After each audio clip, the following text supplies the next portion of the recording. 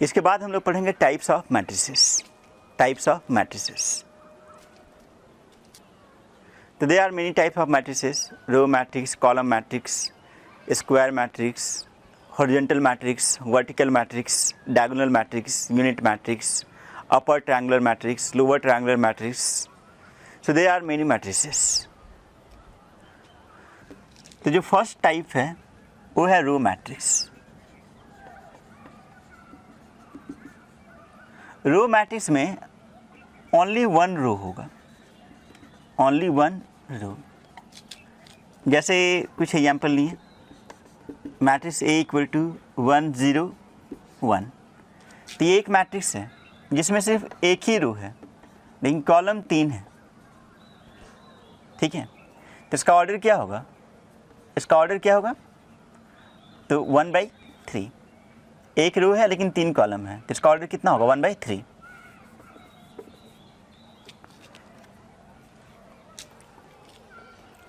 तो row matrix का जो फॉर्म होगा, इसका जो फॉर्म होगा वो होगा matrix A equal to AIJ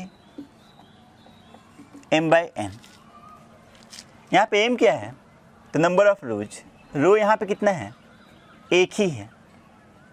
यहाँ I क्या है, तो mth रो, रो तो एक ही है 1। तो इसका फॉर्म होगा A1J, इधर होगा 1/n। फॉर्म हो गया, ये हो गया A1J, मतलब एक ही रो है, कॉलम्स कुछ भी हो सकते हैं। कॉलम्स कितना है, n कॉलम्स है। यहाँ पे भी 1 है, 1 का मतलब क्या हुआ, एक ही रो है और कॉलम्स कितना है, n है, ठीक है। ये समझ में आ रहा है तो भी ठीक है, नहीं समझ में आ रहा तो ये समझ में आना चाहिए कि रो मैट्रिक्स होता है क्या है। तो रो मैट्रिक्स क्या होता है, एक ऐसा मैट्रिक्स जिसमें एक ही रो होता है। Second, column matrix.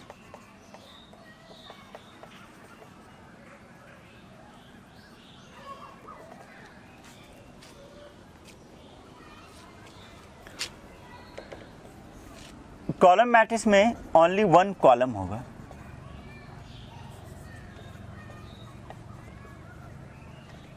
ठीक।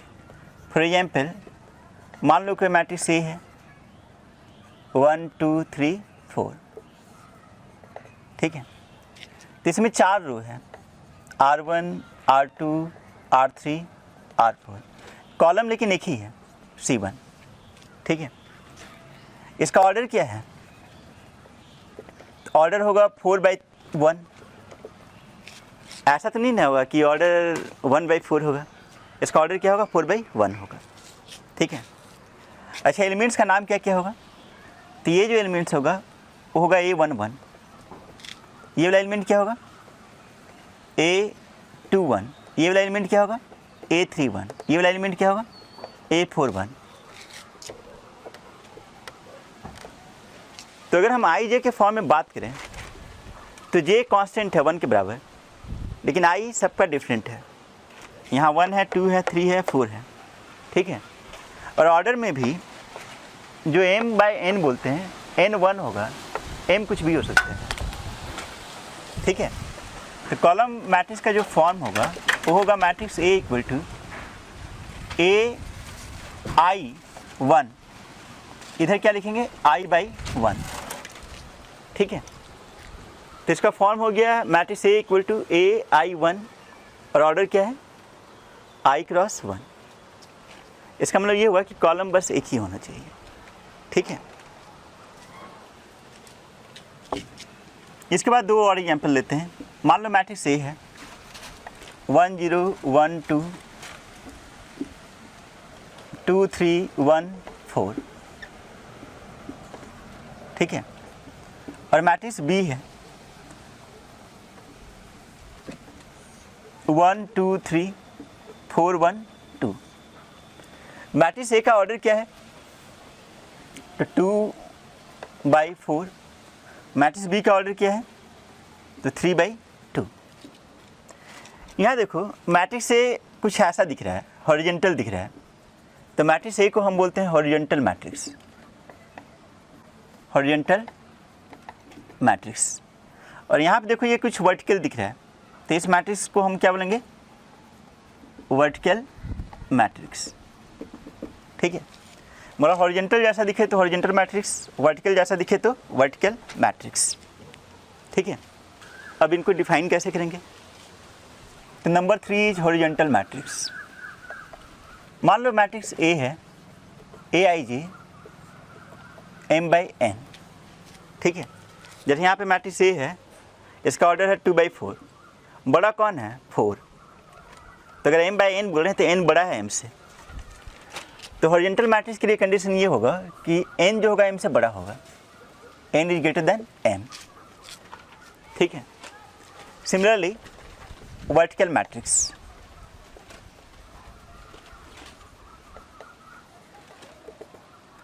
मान लो कोई मैट्रिक्स ए है, AIJ m/n। तो वर्टिकल मैट्रिक्स होने के लिए जस्ट इसका उल्टा होना चाहिए। यहाँ n m से बड़ा था, यहाँ पे क्या होगा? m n से बड़ा होगा। तो वर्टिकल मैट्रिक्स में m n से क्या होगा? बड़ा होगा। तो वर्टिकल मैट्रिक्स में क्या होगा? तो वर्टिकल में m n से बड़ा होगा और हॉरिजॉन्टल में n m से बड़ा होगा। जैसे यहाँ देखो, यहाँ m है 2, n है 4, तो हॉरिजॉन्टल में n m से बड़ा है। वर्टिकल में देखो m है 3, n है 2, तो वर्टिकल में m n से बड़ा है। ठीक है, कोई दिक्कत है नहीं। और सिंपल अगर ऐसा दिख रहा है तो हॉरिजॉन्टल मैट्रिक्स, और ऐसा दिख रहा है तो वर्टिकल मैट्रिक्स। ठीक है, fifth matrix is zero matrix और null matrix. Zero matrix, zero नाम से ही समझ में आ रहा है कि एक ऐसा मैट्रिक्स जिसमें सारे एलिमेंट्स जीरो हो, उसको हम बोलते हैं जीरो मैट्रिक्स या फिर नल मैट्रिक्स।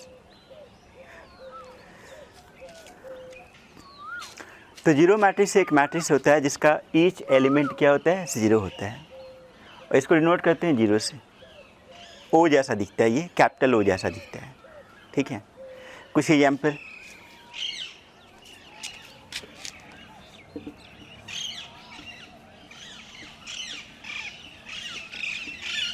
तो ये एक जीरो मैट्रिक्स है जिसमें 2 रोज है और 3 कॉलम्स हैं। इसका ऑर्डर क्या होगा? 2/3। सिमिलरली एक दूसरा जीरो मैट्रिक्स ले लिए जिसमें 2 रोज और 2 कॉलम्स हैं। ठीक है, तो this is also a zero matrix. इसमें ज़्यादा कुछ है नहीं।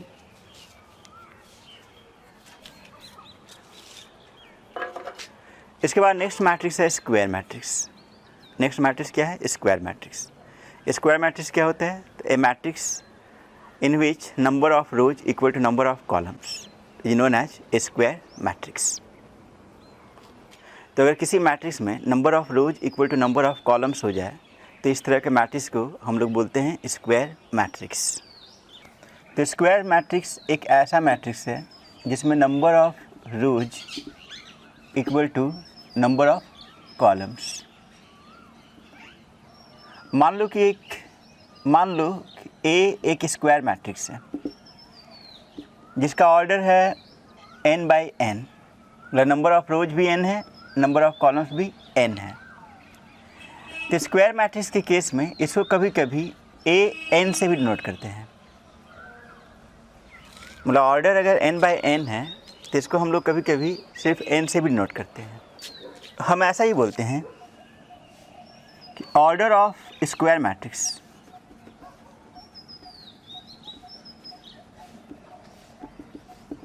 अगर n/n है तो इसको सिर्फ n भी बोलते हैं।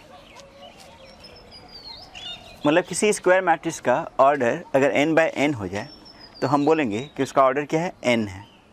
या हम अगर ऐसा बोल दें कि एक स्क्वायर मैट्रिक्स है जिसका ऑर्डर n है, इसका मतलब हम लोग ये समझेंगे कि उसका जो ऑर्डर है वो n/n है, मतलब कि उसमें नंबर ऑफ रोज n है और नंबर ऑफ कॉलम्स भी n है। जैसे एक एग्जाम्पल, मान लो एक मैट्रिक्स है A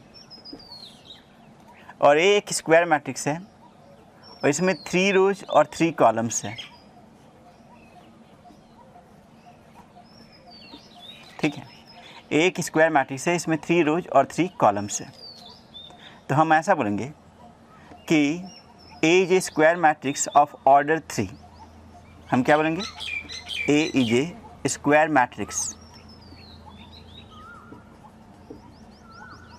of order 3। अगर हम बोल दे रहे हैं कि A is square matrix of order 3, इसका मतलब हुआ कि ए एक स्क्वायर मैट्रिक्स है जिसमें नंबर ऑफ रोज 3 है और नंबर ऑफ कॉलम्स भी 3 है। ठीक है, इसके बाद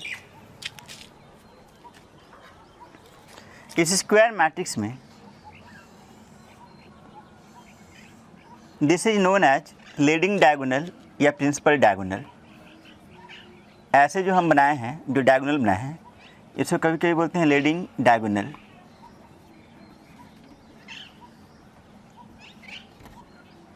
या प्रिंसिपल डायगोनल। ठीक है, या कभी कभी सिर्फ डायगोनल भी बोलते हैं। तो ये जो हम बनाए हैं इसको हम कभी कभी लीडिंग डायगोनल बोलते हैं, प्रिंसिपल डायगोनल बोलते हैं या सिर्फ डायगोनल बोलते हैं। ठीक है, तो इसमें डायगोनल एलिमेंट्स है 3, 0 और 1। और डायगोनल एलिमेंट्स का जो सम होता है उसको हम बोलते हैं ट्रेस। डायगोनल एलिमेंट के सम को हम लोग क्या बोलते हैं? ट्रेस। तो यहाँ पूछा जाए कि what is trace of matrix A, तो ट्रेस ऑफ मैट्रिक्स ए क्या होगा? डायगोनल एलिमेंट्स का सम, मीनिंग 3 + 0 + 1 विच इज 4। ट्रेस के बारे में ऑलरेडी हम लोग डिस्कस कर चुके हैं।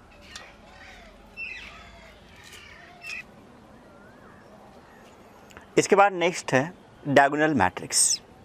डायगोनल मैट्रिक्स, डायगोनल मैट्रिक्स एक ऐसा मैट्रिक्स होता है जिसमें लीडिंग डायगोनल में कुछ भी एलिमेंट्स हो सकते हैं, लेकिन ऑफ डायगोनल में जितने भी एलिमेंट्स हैं वो 0 होना चाहिए। डायगोनल मैट्रिक्स होता क्या है, उसके लिए एक एग्जांपल लेते हैं।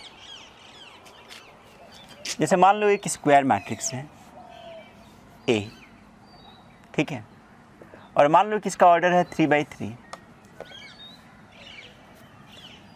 ये वाला डायगोनल होगा, this is leading diagonal. Leading diagonal छोड़ करके बाकी सारा एलिमेंट्स अगर 0 हो जाए, ठीक है, तब इस तरह के मैट्रिक्स को हम बोलते हैं डायगोनल मैट्रिक्स। लीडिंग डायगोनल में कुछ नहीं बोला जा रहा है। लीडिंग डायगोनल में 0 हो भी सकता है, नहीं भी हो सकता है। लीडिंग डायगोनल में 0 हो भी सकता है, नहीं भी हो सकता है। तो एक ऐसा मैट्रिक्स जिसमें लीडिंग डायगोनल को छोड़ करके बाकी सब अगर 0 हो जाए, तो इस तरह का मैट्रिक्स को हम लोग क्या बोलते हैं? Diagonal matrix. तो next one is diagonal matrix. Diagonal matrix एक स्क्वायर मैट्रिक्स होता है, और इसको डिफाइन कैसे करते हैं? तो diagonal matrix is defined as Aij whose order is n such that Aij equal to 0 if I is not equal to j। I is not equal to j इसका मतलब क्या हुआ? जो डायगोनल में नहीं है। तुम जानते हो डायगोनल में जो एलिमेंट्स होता है उसमें होता है I equal to j, जैसे A11, A22, A33, A44, ये सब क्या है? डायगोनल एलिमेंट्स है। तो इसमें क्या बोला कि जो नन डायगोनल एलिमेंट्स हैं वो 0 होना चाहिए। तो अगर सारा नन डायगोनल एलिमेंट्स 0 हो जाए तो इस तरह के मैट्रिक्स को हम लोग क्या बोलते हैं? Diagonal matrix. इस एग्जाम्पल में इसको चाहो तो तुम ऐसा लिख सकते हो, DIAG ब्रैकेट के अंदर 1, 0, 2, मतलब डायगोनल एलिमेंट्स को लिख दो। ठीक है, तो ये क्या हो गया? Diagonal matrix. कभी कभी इसी चीज़ को हम लोग दूसरे तरीके से भी लिखते हैं। इसको लिखने का एक और तरीका होता है कि A इक्वल टू डायगोनल और ब्रैकेट के अंदर diagonal elements separated by comma, जैसे यहाँ पे A11, A22, A3 ...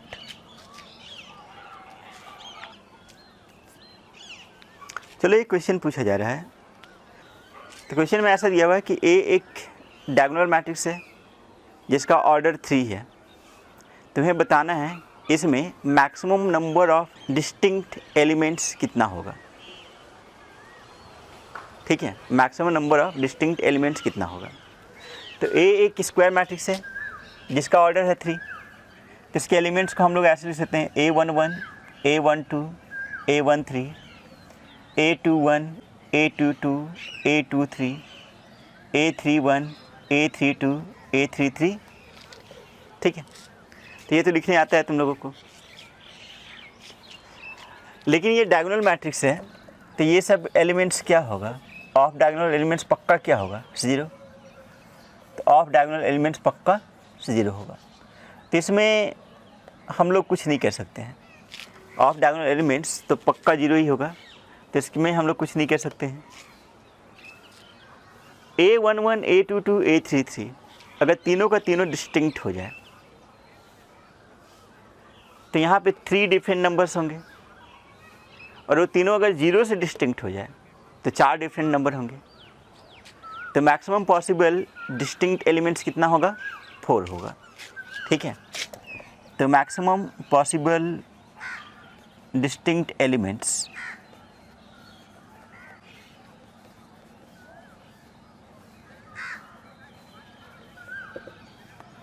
फोर। ठीक है, उसी तरह से अगर A एक डायगोनल मैट्रिक्स होता है ऑफ ऑर्डर 4 तो इसमें maximum number of distinct elements कितना होता है, तो 4 डायगोनल में और 1 0, 5 होता है।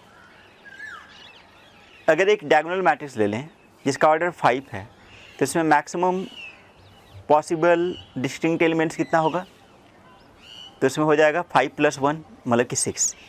तो अगर इसको जनरलाइज कर दिया जाए कि अगर एक स्क्वायर मैट्रिक्स है जिसका ऑर्डर n है, कि एक स्क्वायर मैट्रिक्स है जिसका ऑर्डर n है, तो इसमें मैक्सिमम पॉसिबल डिस्टिंक्ट एलिमेंट्स क्या होगा, तो आंसर तुम्हारा क्या होगा, n + 1। ठीक है,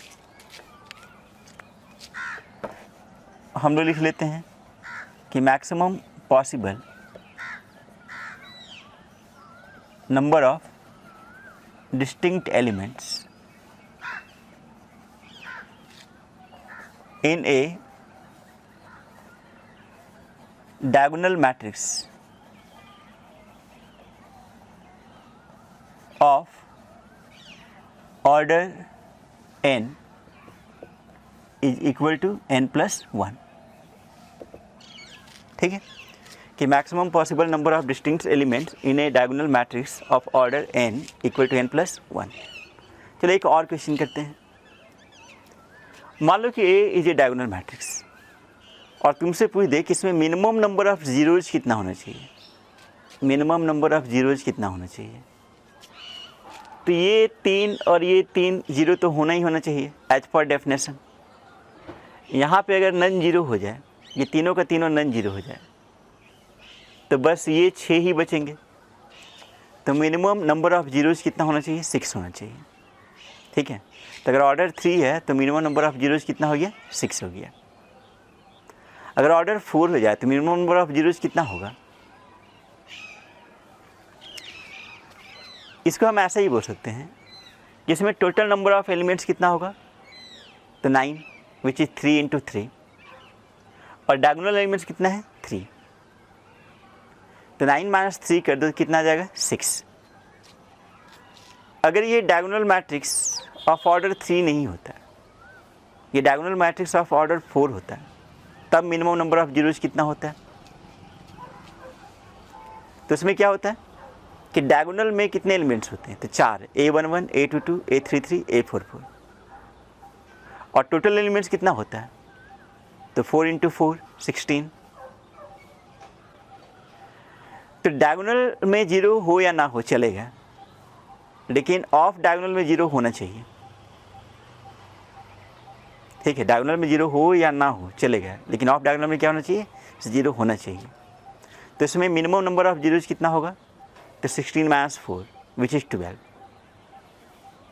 तो हम ऐसा बोल सकते हैं जब ऑर्डर 3 था तो नंबर ऑफ मिनिमम जीरोज कितना था, तो 3² - 3 6, और जब ऑर्डर 4 था तो नंबर ऑफ डिस्टिंक्ट एलिमेंट कितना था, तो 4² - 4 मतलब कि 12। तो अगर इसको जनरलाइज कर दिया जाए कि अगर ऑर्डर n हो जाए तो मिनिमम नंबर ऑफ जीरोज कितना होगा, तो n² - n। ठीक है, तो minimum number of zero in a diagonal matrix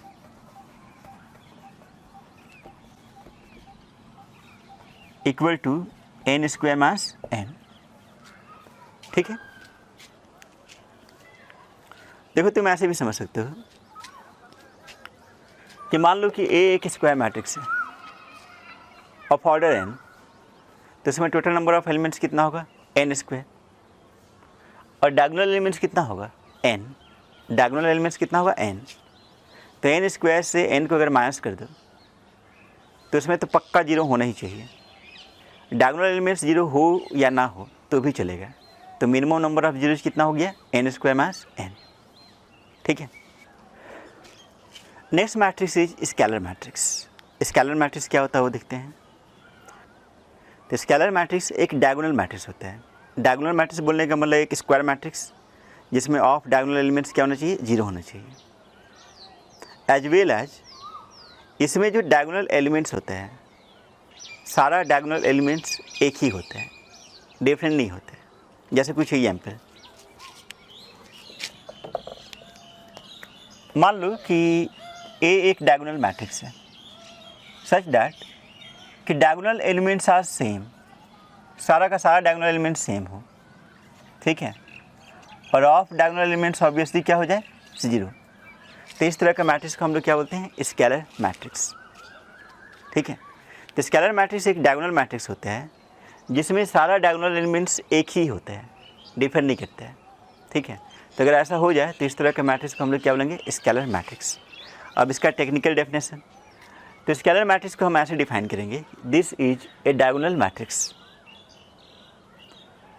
और डेफिनेशन कुछ इस तरह से होगा कि matrix A equal to A I J order N such that A I J equal to zero if I J not equal to J. I अगर J के बराबर नहीं है इसका मतलब क्या हुआ, ऑफ डायगोनल एलिमेंट्स। तो ऑफ डायगोनल एलिमेंट्स क्या होना चाहिए, जीरो। और ए आई आई इक्वल टू सी लिखे हैं, मतलब जितना भी डायगोनल एलिमेंट्स है वो सी के बराबर होना चाहिए। इसको ऐसा भी लिख सकते हो, A I J equal to C, I equal to J. इसका मतलब ये हुआ कि जितना भी डायगोनल एलिमेंट्स होना चाहिए वो सब बराबर होना चाहिए। और किसके बराबर होना चाहिए, तो किसी सी के बराबर।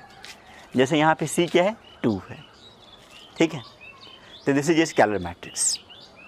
स्केलर मैट्रिक्स के बाद होता है आइडेंटिटी मैट्रिक्स। आइडेंटिटी मैट्रिक्स एक स्केलर मैट्रिक्स है जिसमें सी का वैल्यू 1 होता है। आइडेंटिटी मैट्रिक्स एक स्केलर मैट्रिक्स है जिसमें सी का वैल्यू क्या होता है, 1। मतलब यहाँ पे अगर तीनों 2 की जगह पे 1 ला दें तो ये क्या बन जाएगा, आइडेंटिटी मैट्रिक्स। ठीक है। तो आइडेंटिटी मैट्रिक्स क्या होता है, एक स्केलर मैट्रिक्स। स्केलर मैट्रिक्स बोलने का मतलब एक डायगोनल मैट्रिक्स जिसमें डायगोनल एलिमेंट्स सेम होता है, जिसमें सारा डायगोनल एलिमेंट्स एक ही होते हैं, डिफरेंट नहीं होते हैं। ठीक है। तो आइडेंटिटी मैट्रिक्स एक स्केलर मैट्रिक्स है जिसमें सारा डायगोनल एलिमेंट्स 1 होना चाहिए और ऑफ डायगोनल एलिमेंट्स क्या होना चाहिए, 0 होना चाहिए। सिंपल। क्या आइडेंटिटी मैट्रिक्स क्या है, तो आइडेंटिटी मैट्रिक्स एक स्केलर मैट्रिक्स है जिसमें सारा डायगोनल एलिमेंट्स 1 होना चाहिए और ऑफ डायगोनल एलिमेंट्स क्या होना चाहिए, 0 होना चाहिए। आइडेंटिटी मैट्रिक्स को कभी कभी हम आई से भी नोट करते हैं या फिर आई एन से भी। यहाँ एन क्या है, ऑर्डर है। एन क्या है, यहाँ पे ऑर्डर है। जैसे कुछ एग्जाम्पल लेते हैं, मान लो आइडेंटिटी मैट्रिक्स ऑफ ऑर्डर 2। तो आइडेंटिटी मैट्रिक्स ऑफ ऑर्डर 2 को हम लोग आई से भी नोट करते हैं या फिर I2 से भी नोट करते हैं। और इसको कुछ ऐसे लिखेंगे, 1 0 0 1। मतलब डायगोनल एलिमेंट्स 1 है और ऑफ डायगोनल एलिमेंट्स 0 है। उसी तरह से अगर एक आइडेंटिटी मैट्रिक्स ले लें ऑफ ऑर्डर 4 तो इसको लिख सकते हैं I4। इसमें 4 रोज 4 कॉलम होगा, डायगोनल में 1 ही होगा और ऑफ डायगोनल में क्या होगा, 0।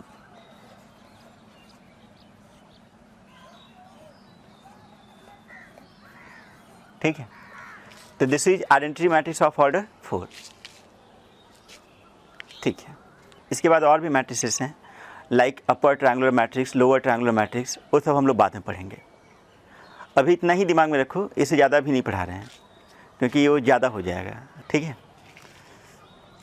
नेक्स्ट हम लोग पढ़ने जा रहे हैं algebra of matrices. Algebra of matrices. Algebra of matrices में हम लोग पढ़ेंगे addition, subtraction and multiplication of 2 matrices and multiplication of a matrix by a scalar. तो next is algebra of matrices. उसमें सबसे पहले हम पढ़ने जा रहे हैं कि multiplication of a matrix by a scalar. ठीक है। तो एक मैट्रिक्स को हम लोग एक स्केलर से मल्टीप्लाई कर रहे हैं। जैसे कोई मैट्रिक्स ए है उसको 2 से मल्टीप्लाई किए, एक मैट्रिक्स ए है उसको -1/3 से मल्टीप्लाई कर दिए। तो इस चीज़ को ही हम लोग क्या बोलते हैं, multiplication of a matrix by a scalar. ठीक है। होता क्या है पहले वो समझा देता हूँ, फिर टेक्निकल डेफिनेशन। जैसे मान लो ए इज ए मैट्रिक्स ऑर्डर 3/2, मतलब 3 रोज और 2 कॉलम्स। एलिमेंट्स मान लो 1 0 2 2 1 3। तो ए एक मैट्रिक्स है जिसका ऑर्डर है 3/2। अब तुमसे पूछ दिया कि find the value of 2a, find the value of 2a। तो 2a का वैल्यू अगर बताना है तो तुम्हें कुछ नहीं करना है, जितने भी एलिमेंट्स हैं सबको 2 से मल्टीप्लाई कर दो। ठीक है।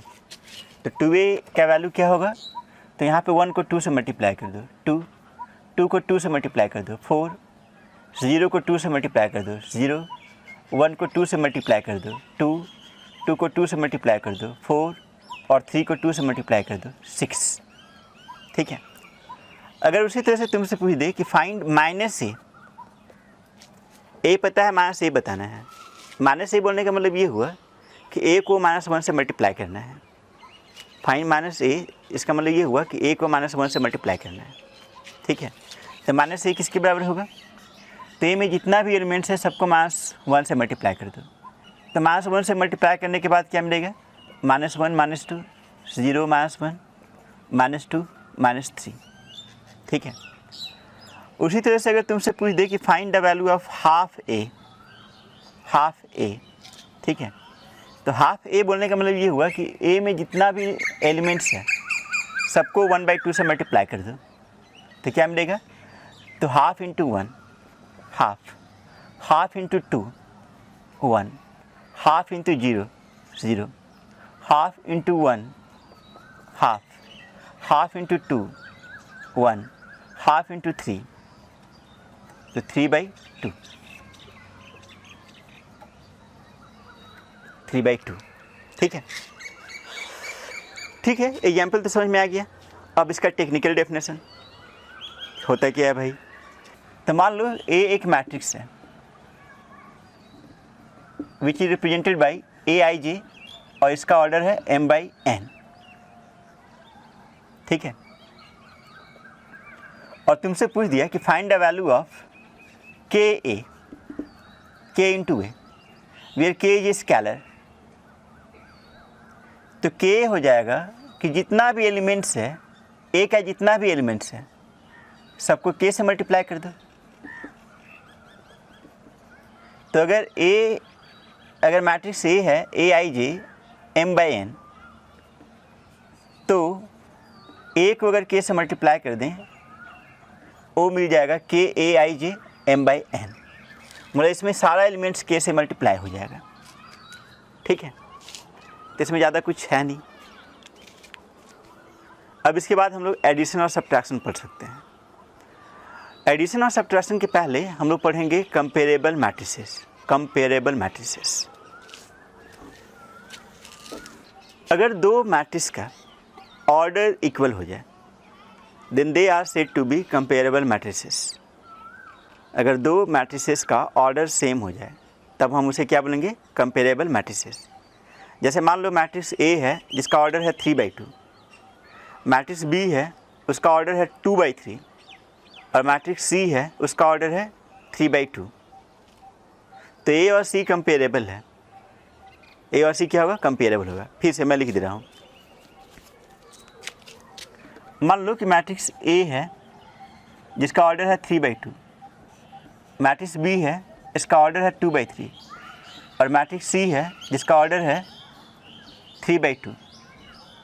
तो A और C दोनों का ऑर्डर इक्वल है, तब हम बोल सकते हैं कि A and C are comparable matrices. तो हम ऐसा बोल सकते हैं कि A and C are comparable matrices. तो matrix A and C are comparable matrices.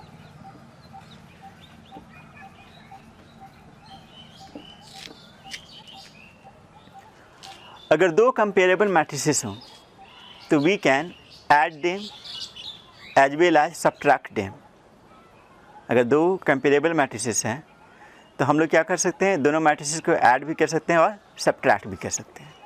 ठीक है, तो देखा जाए, मान लो कि ए और बी दो कंपेरेबल मैट्रिसेस हैं। कंपेरेबल मैट्रिसेस मतलब दोनों का ऑर्डर इक्वल है। ए का ऑर्डर m/n है, बी का भी ऑर्डर m/n है, लेकिन ए को लिखें aij m/n और बी को क्या लिखें bij m/n। अगर इस तरह का दो कंपेरेबल मैट्रिसेस हो तो उन दोनों को हम लोग ऐड भी कर सकते हैं और सब्ट्रैक्ट भी कर सकते हैं। ठीक है, एक और चीज़, अगर ए और बी दो कंपेरेबल मैट्रिसेस हैं तो हम उन्हें ऐड और सब्ट्रैक्ट कर सकते हैं। इसको हम लोग कभी कभी ऐसा ही बोलते हैं कि A and B are confirmable for addition, या फिर हम ऐसा बोल सकते हैं कि A and B are confirmable for subtraction.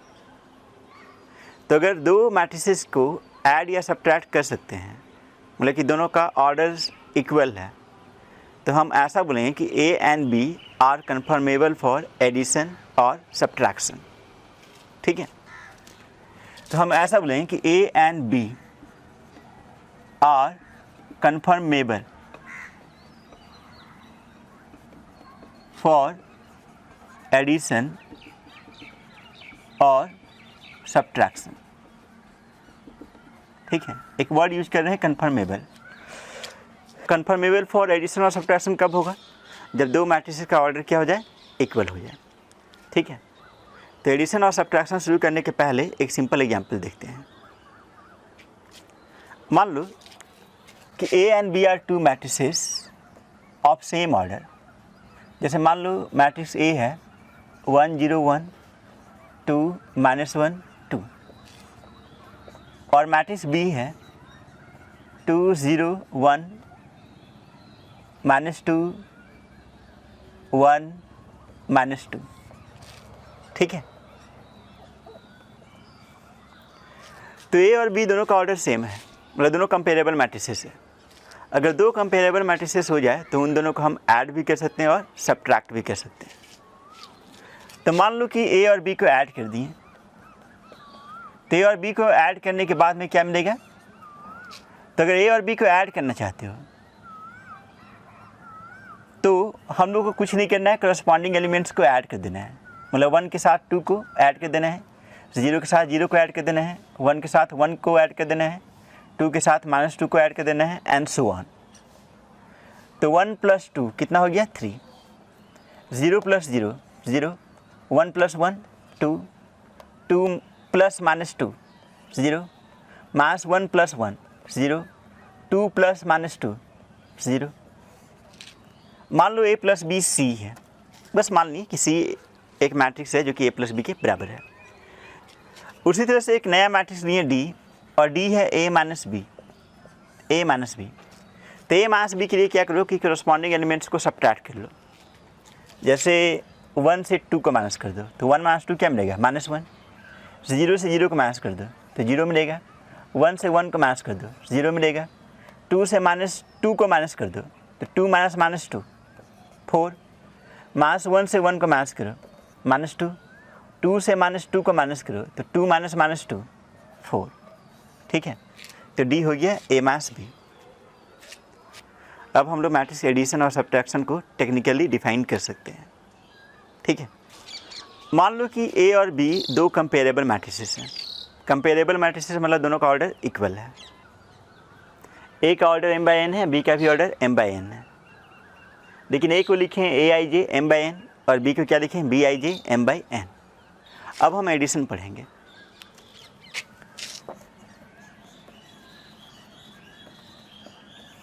मान लो कि C एक मैट्रिक्स है जिसका ऑर्डर है m/n such that C = a + b है। मान लो कि C एक मैट्रिक्स है जिसका ऑर्डर है m/n, ठीक है, और C = a + b है। तो इसका मतलब ये होगा कि जो Cij है वो aij + bij के बराबर होगा। इसका सिंपल मीनिंग ये हुआ कि a और b के करस्पॉन्डिंग एलिमेंट्स को ऐड कर दें तो C मिल जाएगा। अगर a और b के करस्पॉन्डिंग एलिमेंट्स को ऐड कर दें तो क्या मिल जाएगा, C मिल जाएगा। ठीक है, उसी तरह से सब्ट्रैक्शन। सब्ट्रैक्शन में मान लो कि D एक मैट्रिक्स है which is Dij order m by n such that D equal to a minus b है। तब उस केस में Dij equal to Aij minus Bij। इसका मतलब ये हुआ कि अगर a से b को सब्ट्रैक्ट करना है तो हम लोगों को क्या कर देना है, a से b के करस्पॉन्डिंग एलिमेंट को सब्ट्रैक्ट कर देना है। ठीक है। अब एडिशन और सब्ट्रैक्शन का कुछ प्रॉपर्टी, तो कुछ प्रॉपर्टी है, अगर a प्लस बी कैलकुलेट करो या b प्लस a कैलकुलेट करो, बोथ आर इक्वल। ये कौन सा प्रॉपर्टी है,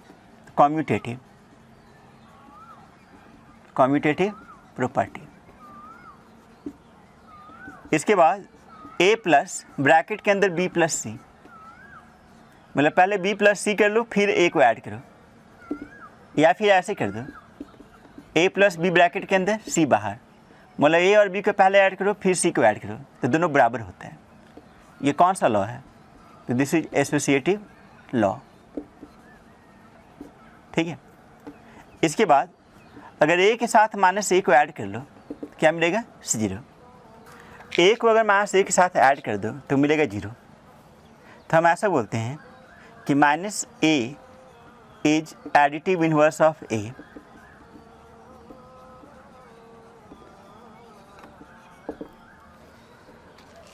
मतलब तुमसे अगर कभी बोल दे कि find the additive inverse of a, तो एडिटिव इनवर्स ऑफ a क्या होगा, माइनस a। एडिटिव इनवर्स का मतलब ये हुआ एक ऐसा मैट्रिक्स जिसको गिवन मैट्रिक्स के साथ ऐड कर दें तो नल मैट्रिक्स मिलेगा। तो अगर a को माइनस a के साथ ऐड कर दें तो नल मैट्रिक्स मिलेगा या जीरो मैट्रिक्स मिलेगा। इसे हम ऐसा बोलते हैं कि minus a is additive inverse of a and vice versa. a is additive inverse of minus a, minus a is additive inverse of a as well as a is additive inverse of minus a। ठीक है। इसके बाद कुछ और property, k अगर कोई scalar है और a और b मैट्रिसेस हो तो k into A plus B equal to k plus k B. ठीक है। उसी तरह से a into k1 plus k2 हो जाए। तो a एक मैट्रिक्स है और k1 k2 क्या है, स्केलर है। इसको हम लोग लिख सकते हैं k1a प्लस k2a। इसके बाद अगर k लिखो या ak लिखो बात एक ही है। k एक स्केलर है और a क्या है, मैट्रिक्स है। तो स्केलर इंटू मैट्रिक्स करो या मैट्रिक्स इंटू स्केलर करो, इक्वल ही होगा। ठीक है। तो k लिखो या ak लिखो दोनों बराबर ही होगा। इसके बाद एक दो सिंपल क्वेश्चंस कर लेते हैं based on addition, subtraction and scalar multiplication. So first question is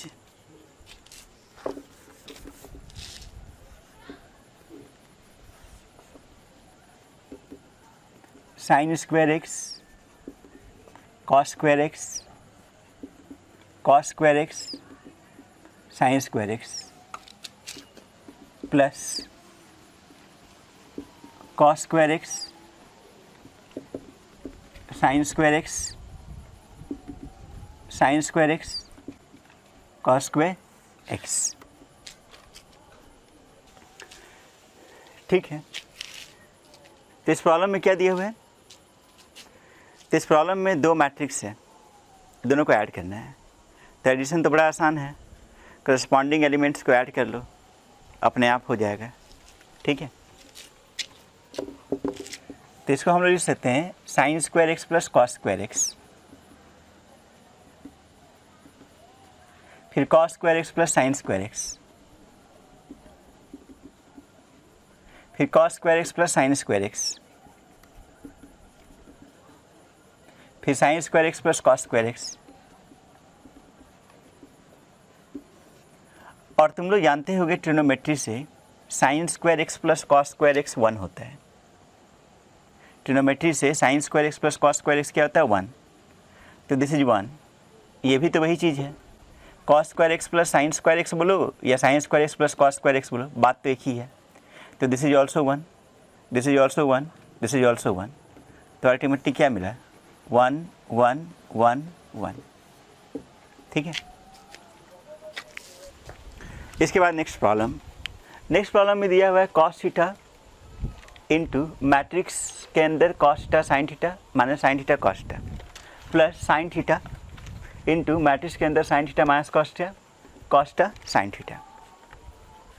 ठीक है, तो यहाँ स्केलर मल्टीप्लिकेशन है, यहाँ भी स्केलर मल्टीप्लिकेशन है, उसके बाद फिर ऐड करना है। तो पहले स्केलर मल्टीप्लिकेशन कर लो। तो इस मैट्रिक्स को कॉस थीटा से मल्टीप्लाई कर लो। तो cos theta into cos theta cos square theta, cos theta into sine theta sine theta cos theta into minus sine theta cos theta into cos theta cos square theta plus sine theta into sine square theta sine theta into minus sine theta cos theta sine theta into cos theta sine theta into sine theta sine square theta. अब हम लोगों के पास दो matrix है, इन दोनों को add करना है। तो करस्पॉन्डिंग एलिमेंट्स को ऐड कर दो। तो cos square theta plus sine square theta sine theta cos theta minus sine theta cos theta से 0 minus sine theta cos theta sine theta cos theta से 0 cos square theta plus sine square theta. और हम लोग जानते हैं cos square theta plus sine square theta क्या होता है 1। तो 1 0 0 1 दिस इज आइडेंटिटी मैट्रिक्स मतलब आई या फिर I2। मतलब तुम्हें क्वेश्चन में दिया जा सकता है कि prove that this equal to I2। ठीक है, इस क्वेश्चन को ऐसे भी लिख करके दे सकता है कि prove that this equal to I2। तो देखो लास्ट में क्या मिला, आइडेंटिटी मैट्रिक्स मिला। तो दिस इज आइडेंटिटी मैट्रिक्स। इसके बाद नेक्स्ट प्रॉब्लम में दिया हुआ है find x if y equal to matrix के अंदर 3 2 1 4 and 2x plus y equal to 1 0 माइनस 3 2। ठीक है, तो this is a matrix equation. तो हमें 2x प्लस वाई का वैल्यू पता है और y पता है, तो इसका वैल्यू आ जाएगा। जैसे तुम लोग लीनियर इक्वेशन सॉल्व करते थे वैसे ही मैट्रिक्स इक्वेशन भी सॉल्व होता है। तो अगर तुम्हें x चाहिए तो इसमें क्या करो, पहले y को इधर लेके जाओ। y अगर इधर जाएगा तो माइनस वाई होगा। ठीक है, तो मैट्रिक्स इक्वेशन भी लीनियर इक्वेशन जैसा ही सॉल्व होता है।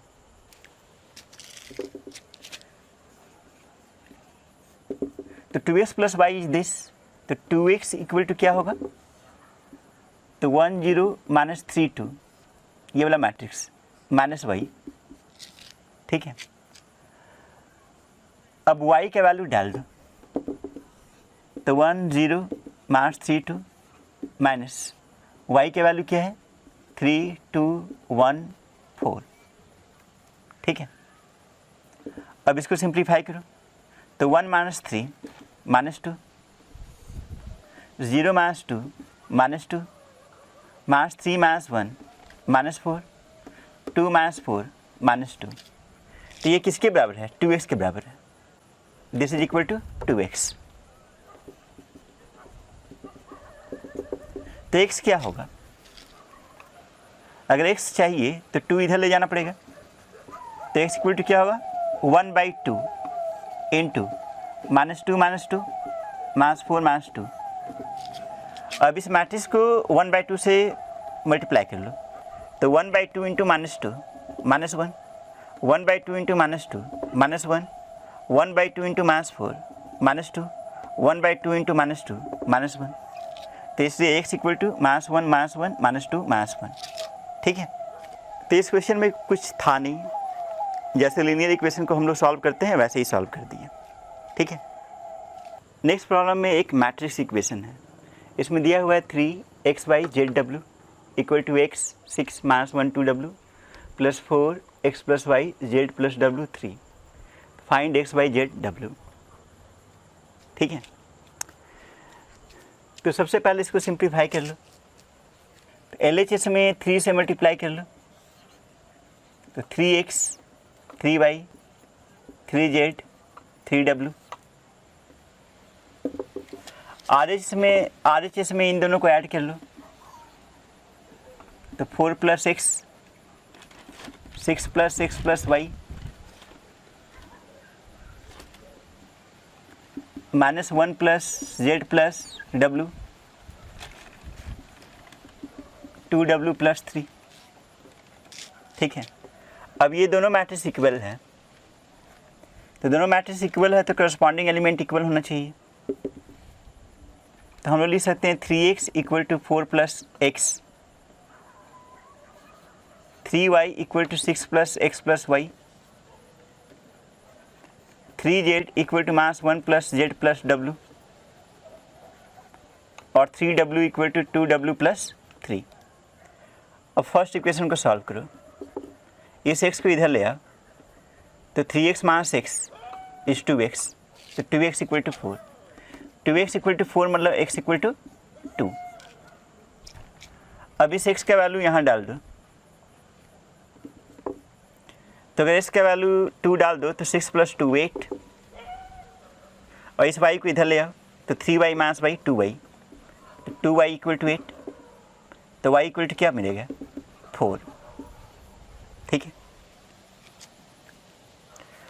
इस इक्वेशन में z और w दोनों हैं, इस इक्वेशन में सिर्फ w है, तो पहले इसको सॉल्व करो। 2w इधर ले आओ तो 3w - 2w, ये w, तो w = 3। अब w आ गया तो z भी आ जाएगा, इस इक्वेशन में w = 3 डालो तो 3 - 1 2, इस z को इधर ले जाओ तो 3z - z 2z, तो 2z = 2, तो z = क्या मिलेगा 1। तो x y z w की वैल्यू आ गया।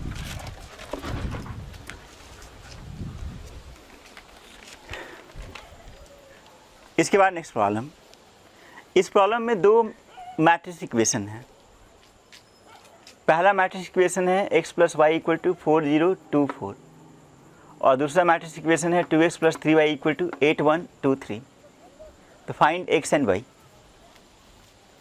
तो हमें मैट्रिक्स x और मैट्रिक्स y बताना है।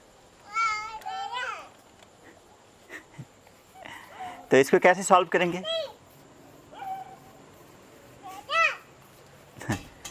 तो इस क्वेश्चन में जैसे लीनियर इक्वेशन सॉल्व किया जाता था उसी तरह से प्रोसीड करेंगे। तो x और y में पहले किसी एक को एलिमिनेट करना पड़ेगा, तो ऐसा करो कि x को एलिमिनेट करो। तो पहले इक्वेशन 1 को 2 से मल्टीप्लाई कर लो, तो यहाँ 2x मिल जाएगा और फिर 2x एलिमिनेट हो जाएगा, तो इधर क्या होगा 2x + 2y, और इस साइड में क्या हो जाएगा 2 से मल्टीप्लाई 8 0 4 8, ये हो गया इक्वेशन 3। अब इक्वेशन 2 से 3 को माइनस कर लो, तो 2 से 3 को माइनस कर लोगे तो 2x cancel, 3y - 2y y, तो y क्या मिला, तो इधर साइड में भी माइनस होगा, तो 8 - 8 0, 1 - 0 1, 2 - 4 -2, 3 - 8 -5, तो ये y मिल गया। ठीक है, दिस इज आवर आंसर। लेकिन x भी चाहिए, x के लिए इक्वेशन 1 यूज करो, तो अगर 1 का यूज कर लें तो x = क्या होगा, तो y इधर लेके चले जाएंगे, तो मिलेगा 4 0 2 4 -y, और y दिस, तो 4 0 2 4 -0 1 -2 -5। तो इसको सॉल्व कर लो, तो 4 - 0 4, 0 - 1 -1, 2 - 2 4, 4 - 5 9। ठीक है, तो x भी मिल गया। ठीक है।